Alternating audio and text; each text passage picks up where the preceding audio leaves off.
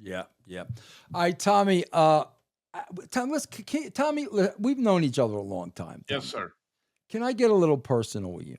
Sure. All right. Now, Tommy, I know your lovely wife. Yes. Been around her many, many, many times. Tommy, how long have you been married? 34 years. 34 years. Tommy, I've been married 41 years. Wow. Okay. Now, Tommy, a long time ago, I stopped sleeping in the same bed with my wife. Probably, God, I know exactly when, probably about, Tommy, 24 years ago. I'll tell you why. She snored like a cow, like a freaking cow. And I would stand there all night staring at the ceiling. I said, you know what? I'm sleeping in the guest room. So, Tommy, I've been sleeping in the guest room for 25 years. Okay. Now, Tommy, as you know, listen, we're older now. Tommy, how Yep. old are you now? 68. I'm 64. Yep. So, now we're going through the phase, Tommy. Like, I like to call it, Tommy, the hey nanny nanny. The hey nanny nanny is few and far between because here's what, Tommy, tell me if you're experiencing this. And Tommy, I hope you're not. Okay. Are you getting the moo and the house coat every night? Tommy, she comes to bed in the moo and the house coat, like, like game over. Like, Tommy, are you experiencing this? I would say absolutely yes. The Yeah. game didn't even start. It's not even the game is over. Yeah, and that's how they get out of it. Like, we don't know. Like, we don't get the signal. Okay, she's wearing the moo. It's game over. So, Tommy, like, it's game over. Like, I understand. So, Tommy, this is a true story. Segue to Mando. Okay. So, Tommy, I'm in my quarters last night. She's in her quarters. Okay. All of a sudden, Tommy, she comes walking in last night. No moo, some negligee looking gimmick. All right, Tommy, and I'm like, oh, what a surprise! Like, where's this coming from, Tommy? Tommy, I swear. Here's the first thing I did, Tommy. I am not kidding you. I jumped off the bed, ran in the bathroom, grabbed my Mando wipes, gave a nice the grundle. First, I did the grundle with the Mando wipes, then the spray on the Mando gimmick. Then I actually, Tommy, took the whole body deodorant right at the top of the butt crack with the whole body deodorant, and then I was ready to go, Tommy. I was all sauced up with the I'm clean smelling down there in the whole 9 yards. The only problem is, Tommy, 5 minutes and it's over. I mean, come on. Tommy, that's all I got these days. 5 minutes and it's over. But, Tommy, you can see, guys, you got to be prepared. You can't be there. Bro, can you imagine if, Tommy, you're sleeping and all of a sudden she sneaks in the bed and you don't know she's there? And then, Tommy, it's the old reach around. Yes. And you got the sweaty, stinky, gross Schnabitz. Thank you, Tommy Schnabitz. And that is why you guys need, it says it right here, Tommy, pits, packages, and feet. There you go. Guys, Mando really, and Tommy, this I love about man. Listen to this, Tommy. 12 hours, you didn't know this, Tommy, but 12 hours after you take a shower, the average man's grundle, the odor of the grundle is a 5 out of 10. 12 hours after a shower. Tommy, with Mando, 72 hours, 0 out of 10. Love it. 72 hours. Tommy, in other words, you could put the Mando on, run around the block, and come back smelling like bourbon leather, Tommy. But Mando, guys, try this stuff out. It's tremendous. Every guy needs this because we're all slobs and pigs and we That's right. stink. Mando starter pack is perfect for new customers. A solid stick deodorant, cream tube, 2 free products, free shipping. A special gift for you listeners if you use the code EXPLODES. You'll get a $5 off the starter pack. Just go over to shopmando, shopmando.com. Please support our show. Tell them we sent you. Explodes. Shopmando.com. Nothing like a fresh Nabitz. Tommy, I have not heard that word. Maybe since Gene Pat Okerlund. Patterson. Yeah, Gene Pat Okerlund. Patterson, Gene Okerlund, all those guys. What characters, huh, Tommy? What Oh my freaking God. characters we worked around. Unbelievable. Yes, we did. Yep. And I'm sure, Tommy, you probably got to work with somebody I did not get to work with because you were there much longer than I. You probably worked with the great Lord Alfred Hayes, too, right? Oh, me and Lord Alfred Hayes were best friends. Are you kidding? Tremendous. One of the smartest guys you ever want to meet, speak 3 different languages. And you know what? He knew who his character was. He said, and we used to talk in his office every day, Thomas, I know I'm the company buffoon to Vince, but you know what? I'm getting paid and I love it. That's it. And he was the greatest guy. I don't know why he's not in the Hall of Fame. It's a travesty that he's not, because those Tuesday Night Titans without Alfred there, Vince would be nobody in those. Bro, how is he not in the Hall of Fame, Tommy? Me and Chris Chambers. I don't know if you know Chris Chambers. Of Was course. a really Oh, yeah, top me and Chris we were tight. big proponent. We were big guys that wanted out Lord Alfred in the Hall HOF. And oh my! I forgot all about that. I mean, because I'm always politicking for guys getting in the Hall of Fame where it's ridiculous. I did not even realize he was not in the Hall of Fame. Nope, not even close. To Wow. All right, guys, again, you want to be part of the conversation, super stickers or donations, we'll pull you right up on the screen. We had an interview with Roman Reigns and Paul Heyman on Busted Open Radio.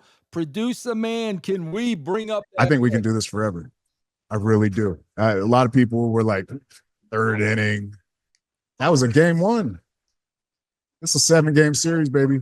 And I'm not trying to bring up these analogies to, like pinpoint timelines and stuff, but that's me saying confidently, I can run this thing for 2 more years, no problem. Do you take the time to realize the fact of, there you were standing next to Bill Apter taking photographs at the Meadowlands in New Jersey, and here you are probably being the smartest man alive when it comes to professional wrestling? One of the smartest men alive because I got next to Roman Reigns. Now, whether that situation was manipulated or whether just all the stars aligned, I hitched my wagon to the tribal chief Roman Reigns. That's what makes me the smartest man alive. If there's any credit to take, the credit to take is that I saw this coming, and my God, I jumped on it with both hands and have been holding on till my fingers are numb. Tommy, do you know, I try so hard to be objective. It's very hard for me to be objective when it comes to Paul Heyman. And that's why I got to tell people that up front. I'll tell you what, Tommy, because you did not, you don't know this story. I'm going to tell you this story. So, Tommy, there was a time when it was just me and Vince writing because it was, Bruce went to talent relations. It was me, Vince, and Cornette. Vince eliminated Cornette, and it was just him and I for a very long time. So at that time, Tommy, Vince told me that we had a working relationship with ECW that nobody knew. And I said, Vince, what is the relationship? And he said, we just exchange talent.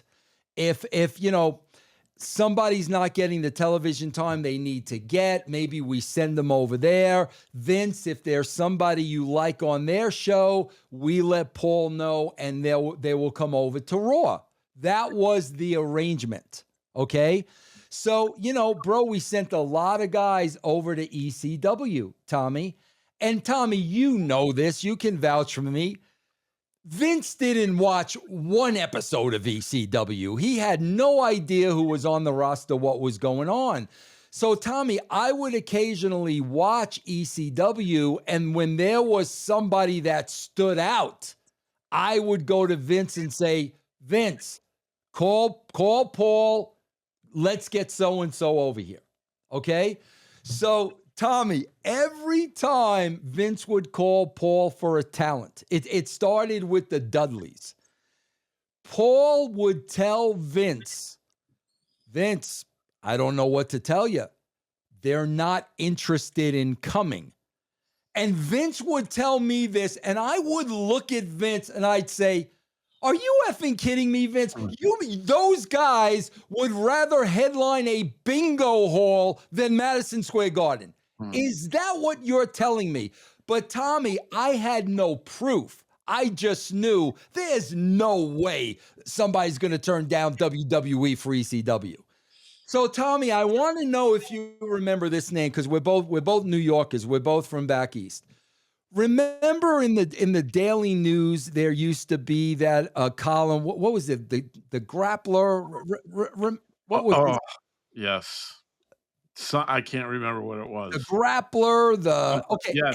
Anyway, that guy's name was Hank Winicky. But Hank Winicky was not getting the wrestling news. He was getting it from a guy, and I you got to know this name, Tommy. Blackjack Brown. Yes, I know who that is. A legend, living legend. God rest his soul. So Blackjack Brown was feeding Hank Winicky, and Hank would put all the news in the Daily News. Okay. So all of a sudden, one night, I get a call from Blackjack Brown. Vince, the Dudleys want to talk to you. Wow. So they did the end around to let me know, bro, we definitely want to come into the WWE. So then I got them in a meeting with Vince, and that's how the Dudleys got hired. But bro, I always hold that against Paul because, Tommy, like, I can understand why he did it. Because, you know, his promotion would have hurt if they lost the Dudleys. But my God, bro, in that same breath, you're going to keep these guys from making 5, 6, 7 times the amount of money that they were making with you. And you're going to cock block them like that without them even knowing it. Tommy, I just had a huge problem with that. And every time I see Heyman, that's all I think about. Yeah, it was he's a little I don't know how I got to know Paul pretty well, but there were some shady aspects of what he did. He, like you're saying, he's lying, he's bullshitting, he's holding back talent. And why would you hold back talent? You got to let them grow, right? Where did you come from? Well, I started my roots in ECW. There you go. You're putting over ECW big time. And for the Dudley boys to swerve all the way around, go to Blackjack Brown, a beat writer, to come to you, that's telling me that Paul's been pretty shady with the Dudley boys, and he was pretty tight with them. So I question some of the things that he did back in the day. I think he's much different now.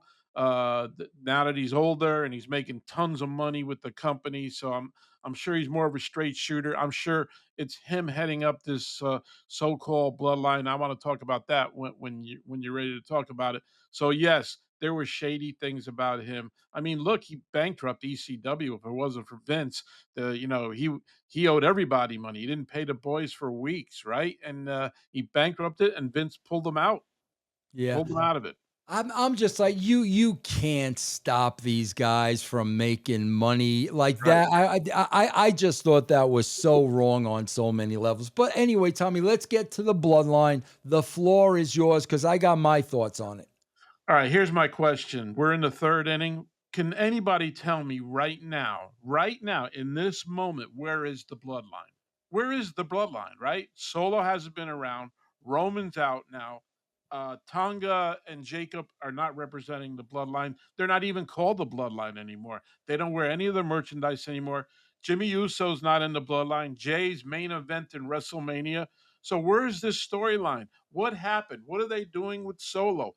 Why is Roman out? Do they have Roman out because they have nothing for him yet? And they're going to come up with some big triple threat or fatal 4-way at WrestleMania with him, Rollins, and the rest of the crew there? So I want to know, what's going on with the storyline of the Bloodline? Where is it? Because right now, to me, it's dead. The Bloodline is dead. I don't know where it is. Can somebody tell me? Yeah, Tommy, it's man, it's just so funny because, like you and I haven't been around it. Like we just immediately read between the lines like that. That's just where our minds go. And I'm listening to Roman, and bro, I'm a huge fan of Roman. I've always been a fan of Roman. Because he looks like a wrestler. This is a bona fide star. I'm a huge fan of Roman, but I'm watching this and I'm like, yeah, bro, you can keep the bloodline going for another 2-3 years so you can employ your entire family, bro. You can employ your kids and the kids after them. I mean, because Tommy, that's where I hear it's going. I hear that they have signed a lot of the Samoans where they're just going to keep bringing more Samoans in to keep this bloodline going. And if I'm Roman, man, if I can keep giving my family jobs, I'm going to keep this thing going as long as I possibly can. Wow. So there's going to be 2.0, 3.0, but it's, you know Yes. what, Vince? It has to be interesting. It has to be something where the fans grasp on right now. And excuse me, I'm sorry, that there's nothing grasping onto the bloodline right now. Everybody's going their different ways. Look at Jacob. Look at Tama Tonga. Jimmy's not with them. Roman's out. So how are they all of a sudden just going to pick up the bloodline? And here comes a new guy coming in. Oh, this is bloodline 3.0, and it's this guy now. That's my problem with it. Yeah. Last year we had consistency for over 4 years with Roman being the champ, running the bloodline, running the company, doing what he wanted to do. And now, a year later, where is it? Yeah. I'm assuming, Tommy, just watching what they're doing, I'm assuming they're going to Solo and Fatu. Solo coming back, Fatu now is... Tommy, here's the thing about the WWE, guys. If you really watch them closely, man, Tommy, I used to get accused of, being, like really more of an entertainment guy. But Tommy, I got to tell you something. When Ed Ferrara and I would sit across from each other and we would pitch a storyline, Tommy, as we're talking about that, if Ed and I caught each other, we would say, wait a minute, they did this then.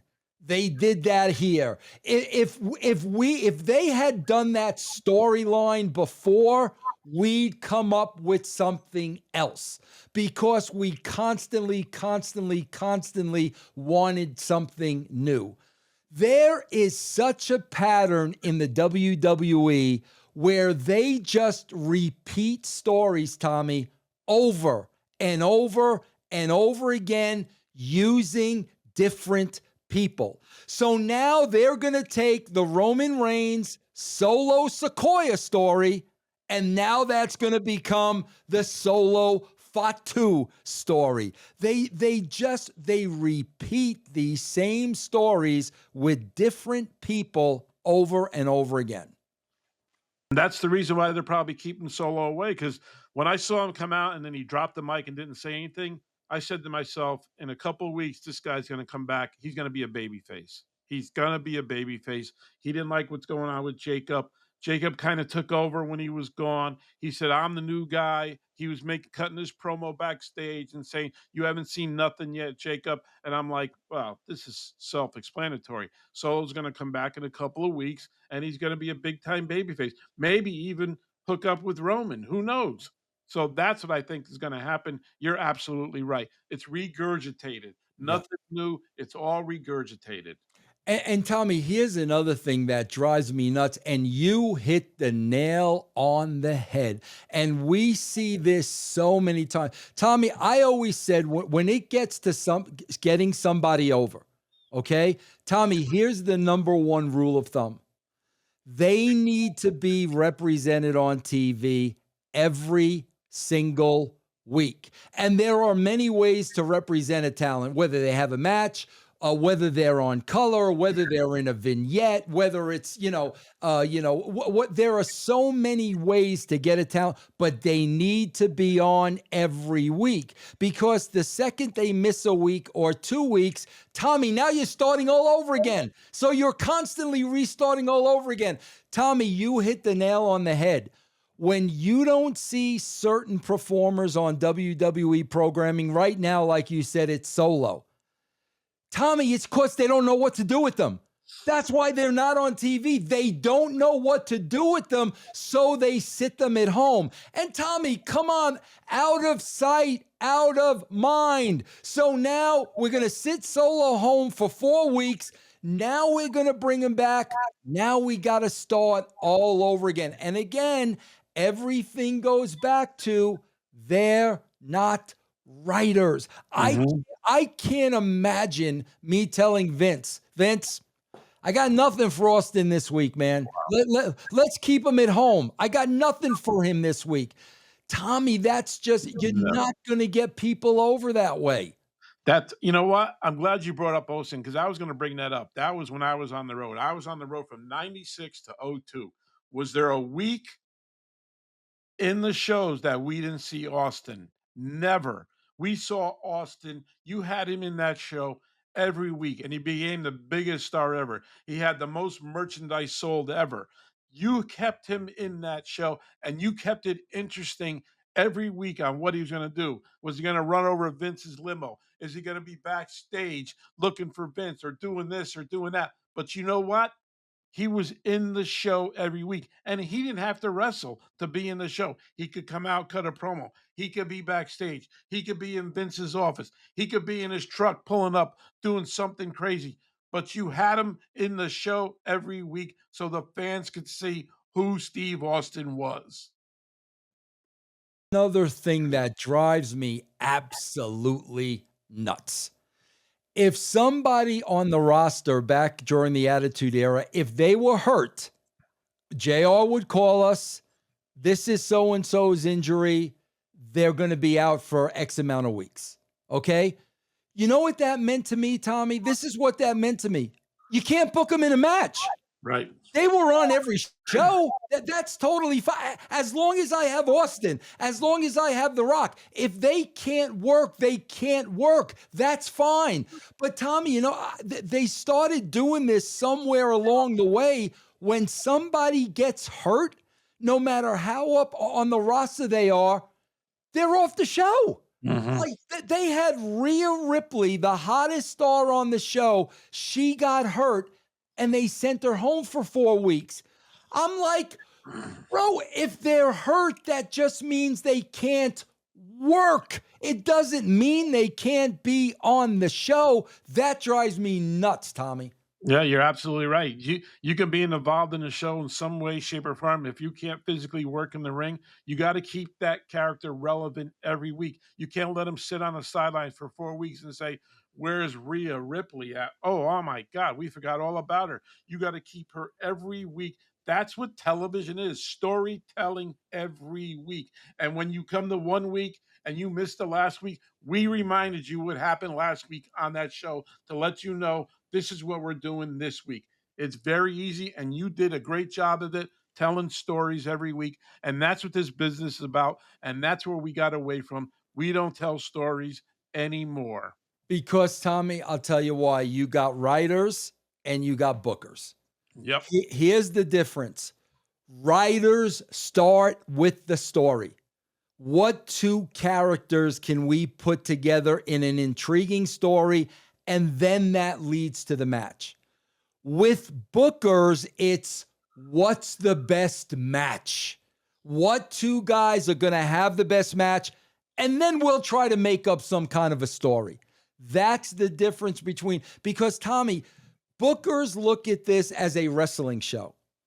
Writers look at this, like you said, as a television show. Tommy, during the run of Seinfeld, is Kramer not going to be on the show 3 weeks in a row? During Friends, Are Rachel and Ross not going to be on the show? If you are a character on the show, you need to be on the show every week. And that's why I think they have a problem with getting people over, because it's stop, go, stop, go, stop, go. You're never going to get anybody over that way, Tommy. It doesn't doesn't work like that. The old way is the way to do it, and you're absolutely correct. I mean, we got nothing out of Raw coming out of Rumble. Did we get anything advancing at all? Did we see Drew at all? We heard at the end of Rumble that Cody was hurt. The flag bearer of that company, carrying that championship belt around, looking like $1 million. His name didn't even get brought up. Yep. I don't care if he's the SmackDown champ or this. He's the champ, dude. He's the champ. He represents your company. When you're sending him to Jimmy Fallon, you're not sending Gunther. You're sending sharp Cody Rhodes. Right. And nobody talked about Cody Rhodes or brought up what went out all through social media. You know, they're good with social media talking about this and that. They talked about Drew storming out. What happened? Did we Right. hear anything about Drew? That would be one of the first things I'd be interested in. Yep. Oh, Jackie Redmond said Cody is hurt. We don't know what's going on. Not one person brought it up. Yeah. How do you forget that? And and Tommy, on top of that, Roman wasn't on the show. Nope. And they made an announcement he's going to be gone for a while now. And on top of that, Tommy, we just started with Netflix 4 weeks ago. Yeah. 4 weeks ago. It's just gone downhill ever since. It blows my mind. All right, Tommy, before we go. Yes, sir. Before we go, I hope you and I are on the same note, same page. Because, Tommy, I slapped down a C note, and I never do that, Tommy. I never, ever do that. I took the Chiefs. I gave 1.5 and I took the over 48.5. I parlayed that, Tommy. Give me your Super Bowl thoughts, please. All right, here's my Super Bowl thoughts. I hate the Philadelphia Eagles, even though I do hate them. I'm a fan of Saquon Barkley. Here's where it comes down to difference, Vince. Coaching. You give me Andy Reid 2 weeks to prepare for a game. You give me Steve Spagnuolo 2 weeks to prepare for a game.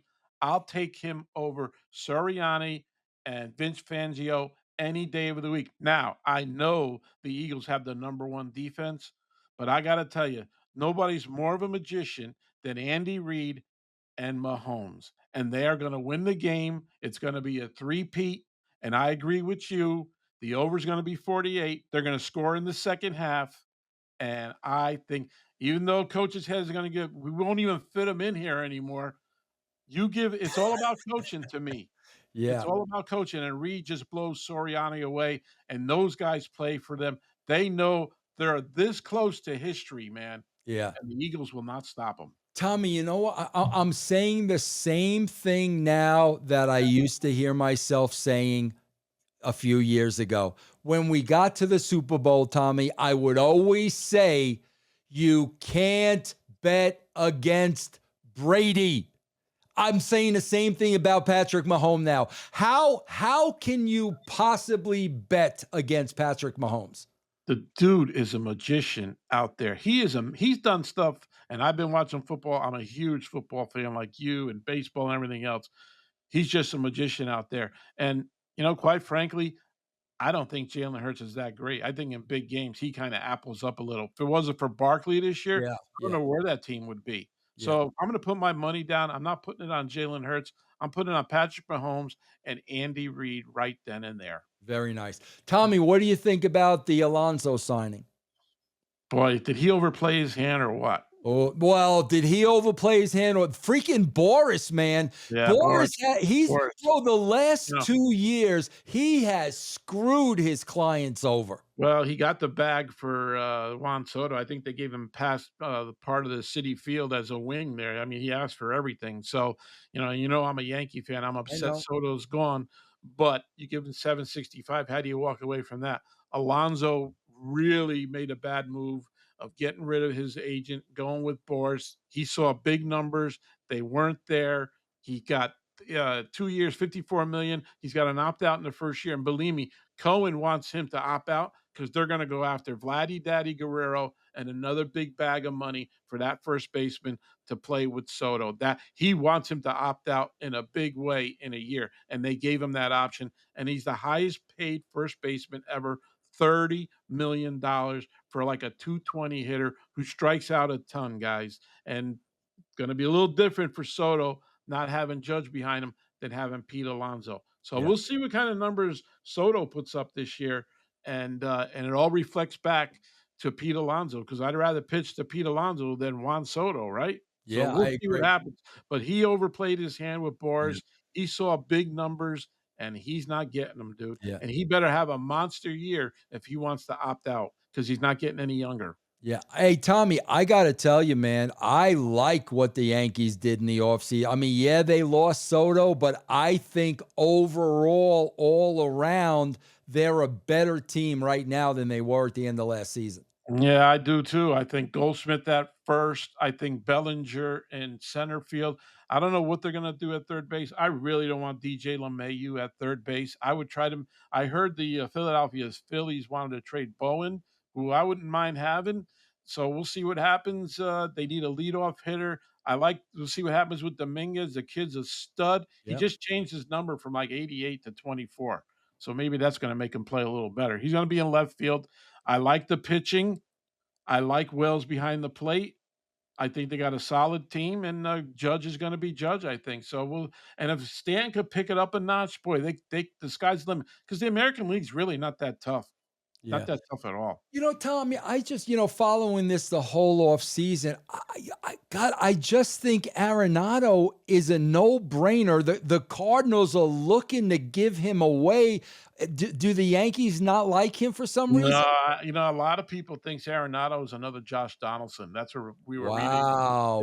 Well, yeah, but you'd rather have him instead of LeMahieu, no? Oh my God! In a minute, Yeah. I'd take him in a minute. That's the dilemma.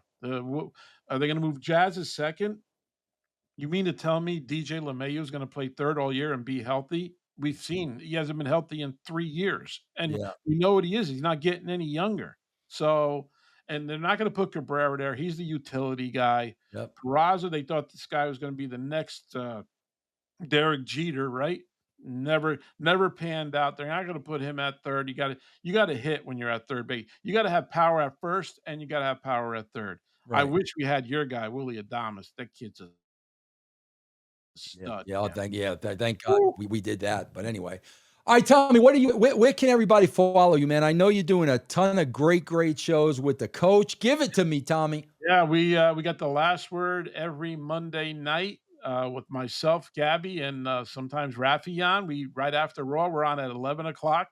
We come straight up at 11. No matter if Raw's over at 10:30 or 11:05, we're up at 11. I'm at BTT_Tommy C. For X and Instagram. You got a question for me? Hit me up. Me and the coach working together. I love it. And Gabby's along right now, who was supposed to be here today, but you got my pretty face instead. Thank you for having me on, man. I love it. You're a great guy. We've been friends for years, and I love just rapping about stuff. Oh yeah, Tommy, I love having you on, man. You're an old friend, and just your knowledge of wrestling, forget it, and sports. It was a pleasure and an honor to have on the great Tommy Carlucci. Guys, thank you so much for joining us. Guys, my plug is real quick, man. If you like the show and you want to support me, I'm offering you a free week of Russo's brand. All you got to do is go to patreon.com/Russo TWC. Get your free week. No long-term commitment. For me, Tommy, and producer man, Coach, we'll see you next week.